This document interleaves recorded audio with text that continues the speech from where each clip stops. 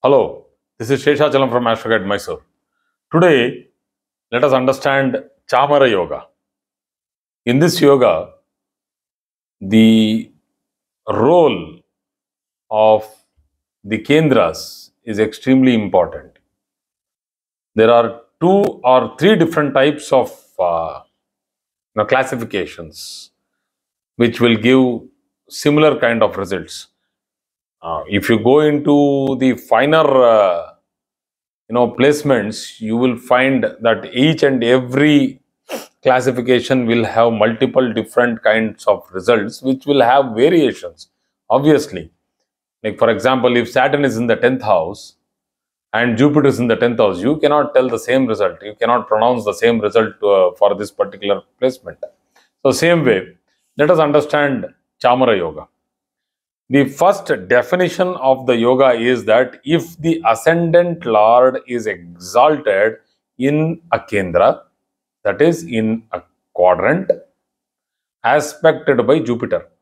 Now Jupiter aspects a particular house either with its fifth aspect, seventh aspect, or the ninth aspect. So Jupiter has special aspects. Here, the aspect is given more importance than its placement. So, or they would have clearly mentioned, right, that Jupiter should aspect the ascendant lord which is exalted in a kendra from the ascendant, or it can also be conjunct. So, the conjunction of Jupiter has not been mentioned, or it has not been clearly spelled out. So, that means the aspect of Jupiter has to be considered. The ascendant lord getting exalted in a kendra. So now let us understand how many lagnas and how many placements will actually work, because not all ascendant lords can get exalted in a quadrant from the ascendant itself. So let us start from Mars. So for Mars, the exaltation point is Makara Rashi or Capricorn, and from Aries, it is the 10th house. Excellent. So for Aries ascendant, the first classification of Chamara Yoga happens when Mars gets exalted in Capricorn and there is a 5th, 7th or 9th aspect of Jupiter over Mars. Excellent. But it does not happen to Scorpio, because from Scorpio, Capricorn is the 3rd house, not the 4th. So quadrants means it should be in the 1st, 4th, 7th and the 10th houses, or the 10th houses. So let's go to Buddha, that is Mercury. For both Gemini and Virgo, that is for both Mithuna and Kanya Rashi, Mercury gets exalted in a quadrant.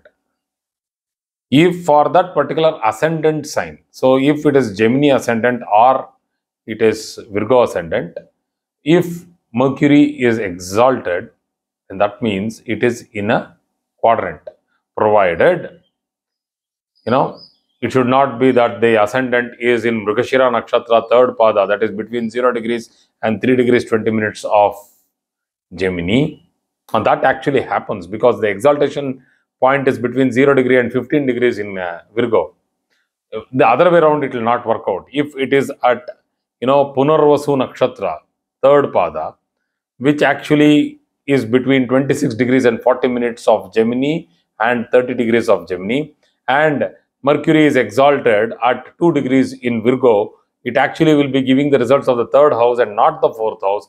So when yogas are understood or calculated and analyzed, it should be very clearly seen that the yoga, the placement of a planet being exalted or in any Rashi or Nakshatra should be seen from the Rashi Kundali, or what you call as the Lagna Kundali. But if you are seeing the house placement, it has to be seen from equal Bhava methodology in the Bhava Chalit or Bhava Kundali. So that is how it is. So for Buddha, that is Mercury, for both Gemini and Virgo, there is a possibility of Buddha, that is Mercury being exalted in the quadrant and being aspected by Jupiter. So, for Jupiter and Venus, it does not apply. This particular yoga, the first classification does not apply. There are two more classifications wherein the yoga is applicable to any Rashi or any ascendant. But the first classification, which is a very tough classification, will not be applicable to Sagittarius ascendant, Pisces ascendant, Taurus ascendant, and Libra, because for Sagittarius and Pisces, Jupiter gets exalted in the 8th and 5th houses respectively, which is not a quadrant. In case, when I spoke about Mercury, I told you the difference in the longitudes. In case the differences of longitude makes Jupiter fall in a Kendra. For example, if the Sagittarius ascendant is in Uttarashada Nakshatra, first pada, 26 degrees 40 minutes to 30 degrees of Sagittarius, and if Jupiter is exalted at between 0 degree and 5 degrees of Karka Rashi, that is Cancer, then Jupiter will be giving the results of the 7th house in the Bhavachalit chart. So, being exalted and being in the 7th house can make it happen. The same thing is applicable to Venus also, because on the straightforward 15 degree ascendant, Venus gets exalted in the 6th from Libra and the 11th from Taurus. So, it doesn't apply. So, the other way around, yes, it happens. For Libra, it can come into the 7th house, and for Taurus, it can go back into the 10th house depending on the longitudinal displacement in the Bhava chart. Saturn easily gets exalted in the 10th house from Capricorn, that is Makara Rashi or Makara Lagna. So, it gets exalted in Libra. So, all these planets can give rise to what we call as Chamara Yoga. So, people will ask me now that Jupiter, when it gets exalted, so Jupiter itself is getting exalted. So, where is the point of Jupiter aspecting it? Why should it aspect? When Jupiter itself is getting exalted, it will give rise to a strong Hamsa Yoga. All these things, these exaltations will give rise to Panchamahapurush Yogas. Along with that, it gives rise to Chamara Yoga. So, going to the second classification, this is a totally different kind of a classification where it says that Chamara Yoga comes into play or constitutes if two benefics for that particular ascendant get placed in the 9th, 10th or the 7th houses.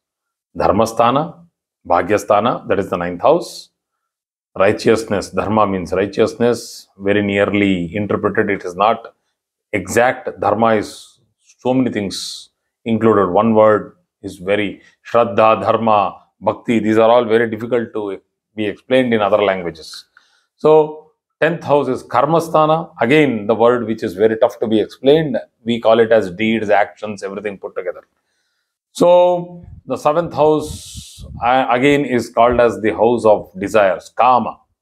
So, these 9th, 10th and 7th houses, if they are posited along with two benefics for that particular ascendant. So, let us take one or two examples to understand how the benefics have to be calculated for this particular classification of two benefics in either 10th, 9th or the 7th houses. For Taurus ascendant, if Saturn and Venus are sitting in the 9th house, extremely good position, or even in the 10th house. So, the 9th house falls in Capricorn and the 10th house falls in Aquarius. Aquarius is the Mula Trikona Sthana for Saturn, which will give extraordinary results, and it will also give rise to Sasa Yoga. And along with that, if the Ascendant Lord is sitting there, fantastic results, which is also getting constituted under the Chamara Yoga. So, going for another example, it is Aries, and if you have Mars and Jupiter being placed in the 9th house, fantastic. So, that's a very beautiful combination, because Jupiter being the 9th Lord in the 9th house, the Ascendant Lord Mars going to the 9th house along with Jupiter gives rise to Lakshmi Narayana Yoga, beautiful yoga there. because the Kendra Sthanadipati, Trikona Sthanadipati, that is the quadrant lord and the trine lord, both merged together in the 9th house. So we can have another example here. Just to give you an example, you can do it for the other Rashis yourself, other Lagnas. Jupiter and Sun in good distance from each other, not combust. Why I'm trying to tell that is Jupiter should not be combust. And if they are in the 9th house in Sagittarius for Aries, being the 5th lord in the 9th house, being the 9th lord in the 9th house, it gives rise to very high spiritual knowledge, scriptural knowledge, education, being so wise, a beautiful yoga. It all depends on the strength of the ascendant, that is the Lagnadipati. So now, going to the third classification, in Brihat Parashara Hora Shastra, only these two classifications are there. In another text, in another epic like Phaladeepika, there is a classification where under the same name, Chamara Yoga. This classification is entirely different now, once again.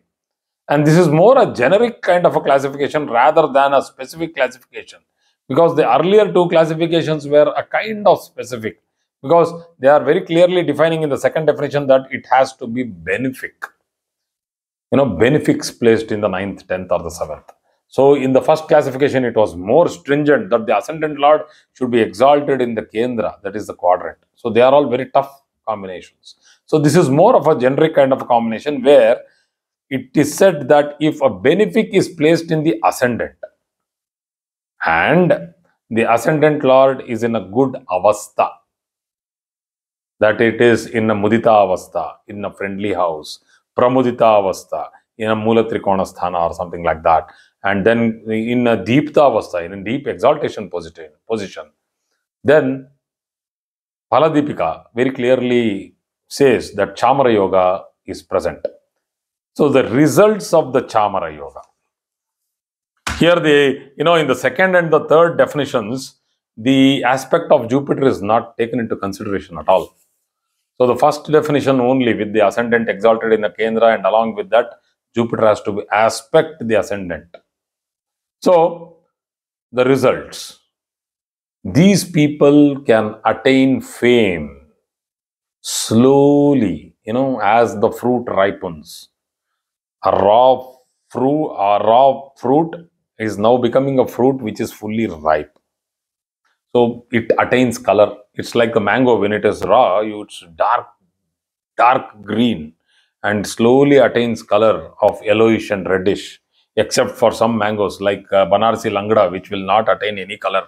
And the skin will be dark green only. It might be a little lightish green, but still, cut the fruit, it will be deep orange inside. So that's a rarity. But on a normal example, like a mango ripening from dark green to a beautiful orange, yellow, and crimson, different colors. So that's how it has been explained that a person will achieve fame as he ages because of the benefics. He will go through a lot of difficulties because of the Kendra Sthana. Kendras give tough time. Trikonas also give tough time. Why? Because Trikonas don't want to give you the luxuries, you need to do a lot of adjustment where you live, how you live, lot of spirituality. If you are having excellent 5th house, very clearly it means that you don't have the strength in other houses. So if you have a strong 5th house, a weak 4th and the 10th house, it means that you live more on your spiritual elevation rather than luxurious manifestations. So the person will be well spoken, highly knowledgeable, long lived, high scholarly attitude, fantastic persuasion towards becoming good in scriptures. He will be able to unravel the mysteries which have been bound and binded in scriptures. Some words in the Vedic knowledge, if you go into the Vedas, very tough to understand.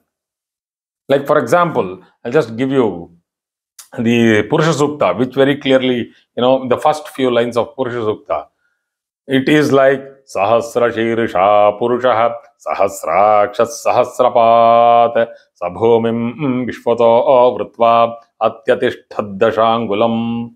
Let us not go that far. We'll just take the first pankti or the first sentence or the cut of that sentence, part of it. Sahasra Shirsha Purushaha. So the direct, translation of that is a man with Purusha. If you take it as man, Sahasra, 1,000, Shirsha, head, a man with 1,000 heads. How on earth can you interpret it like that? Sahasrakshas Sahasrapat, Sahasra Akshuhu, Akshu, eyes, 1,000 eyes. Sahasrapat, 1,000 feet. It's a funny and hilarious and actually defaming the Vedas if you are going to talk like that. Here, in our Vedic Sanskriti, that is in our tradition, Sanskriti means tradition and culture.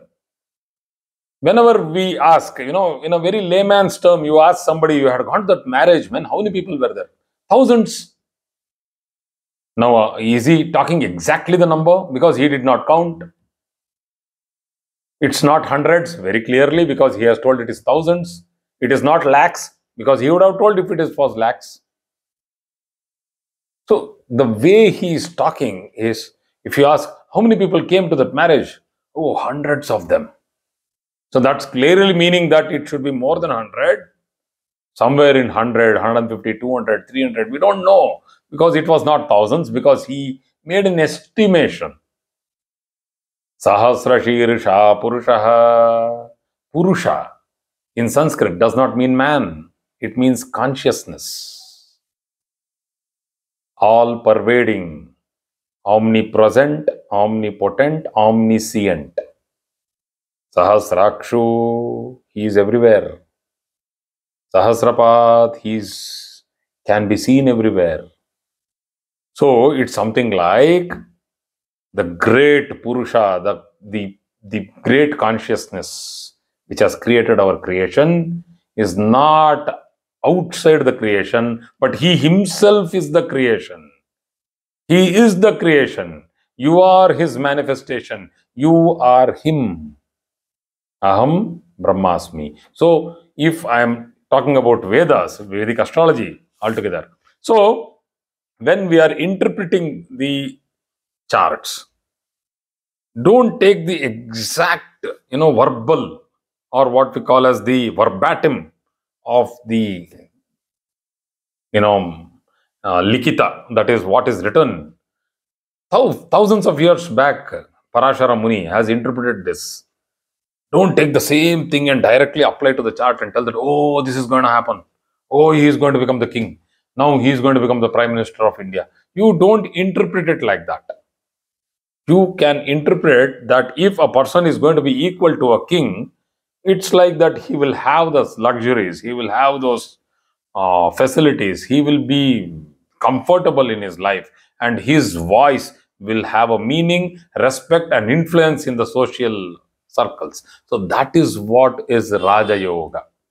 So this is Chamara Yoga. So thank you very much for today's class. Hope this yoga will throw light into some placements in some charts. Thank you.